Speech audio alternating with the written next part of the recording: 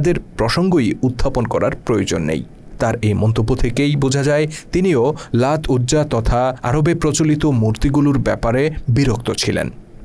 খাদিজা রাদিয়াল্লাহু তাআলা আনহা শুধুমাত্র নবী মুহাম্মদ সাল্লাল্লাহু আলাইহি সাল্লাম এর উপর সর্বপ্রথম বিশ্বাস স্থাপনকারীই ছিলেন না, বরং সেই ঘোর দুর্দিনে ইসলামের জন্য তিনি যে শক্তি জুগিয়েছিলেন তা ইতিহাসে অম্লান হয়ে আছে। রাসূলুল্লাহর সাথে বিয়ের পর সমস্ত সম্পদ তিনি স্বামীর হাতে তুলে দেন। যায়েদ বিন হারিসা ছিলেন তার প্রিয় দাস, তাকেও তিনি স্বামীর হাতে তুলে দেন। আর ইসলাম গ্রহণের পর নিজের সমস্ত সম্পদ তিনি দ্বীনের কাজের জন্য ওয়াকফ করে দেন। তার চোখের সামনে নিজের অঢেল ধন সম্পদ ক্ষয় হতে থাকে আর এক পর্যায়ে তিনি নিঃস্ব হয়ে যান, কিন্তু কোনো দিন স্বামীকে এ ব্যাপারে কোনো প্রশ্ন করেননি। বৃদ্ধ বয়সে শিয়াবে আবু তালেবে ক্ষুধা তৃষ্ণায় তিনি মানবেতর জীবন যাপন করেছেন, শুকিয়ে কঙ্কালসার হয়ে গিয়েছেন, কিন্তু কোনো দিন আল্লাহ নবীর প্রতি এতটুকু অসন্তোষ প্রকাশ করেননি।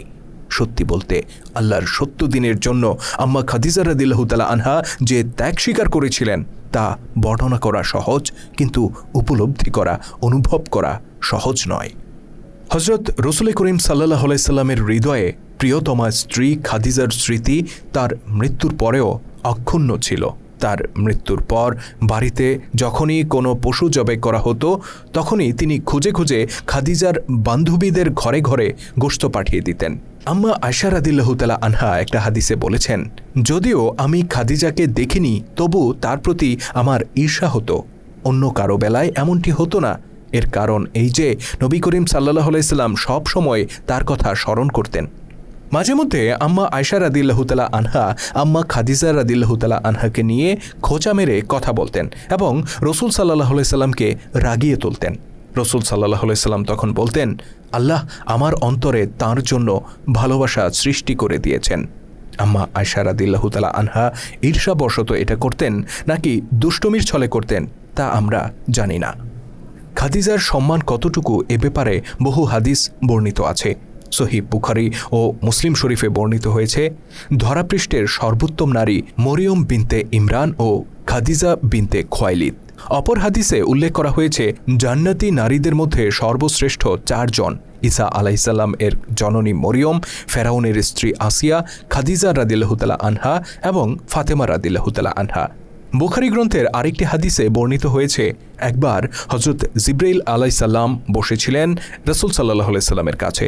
এমন সময় সেখানে খাদিজা রাদিয়াল্লাহু তাআলা আনহা আসলেন। জিবরাইল আলাইহিস সালাম তখন রাসূল সাল্লাল্লাহু আলাইহি ওয়াসাল্লামকে বললেন, তাকে অর্থাৎ খাদিজা রাদিয়াল্লাহু তাআলা আনহাকে মণি মুক্তার তৈরি একটি বেহেশতি মহলের সুসংবাদ দান করুন। সুবহানাল্লাহ। নিঃসন্দেহে নবী করিম সাল্লাল্লাহু আলাইহি সাল্লামের পবিত্র স্ত্রীগণের মধ্যে উম্মুল মুমিনিন খাদিজার মর্যাদা ছিল সবার ঊর্ধ্বে। তিনি ছিলেন রাসূল সাল্লাল্লাহু আলাইহি সাল্লামের প্রথম স্ত্রী এবং তার জীবদ্দশায় আল্লাহর নবী আর কোনো বিয়ে করেননি।